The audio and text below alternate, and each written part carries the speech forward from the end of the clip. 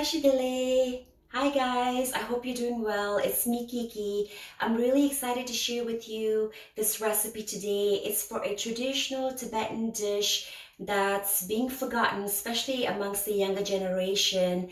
I have a feeling a lot of my fellow Tibetans, brothers and sisters, either haven't heard of this particular dish or haven't tried it. We call it Bhagtsa Markhu in Tibetan. It's a simple dish with few ingredients and perhaps the only Tibetan dessert that I'm aware of in our cuisine.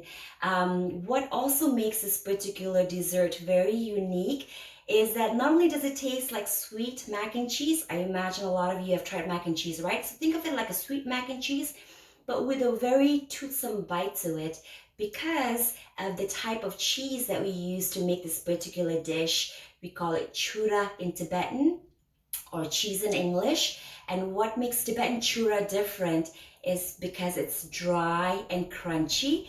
And so when you take a bite of this Bhagtsa Markhu, this sweet buttery mac and cheese, you get a really toothsome bite to it. And it's really delicious. So I hope you'll try it while you're in self-quarantine. And if you have any questions and you're watching this on YouTube, feel free to comment below or reach out to me on social media, whatever works best for you. Thank you so much for watching and you take care.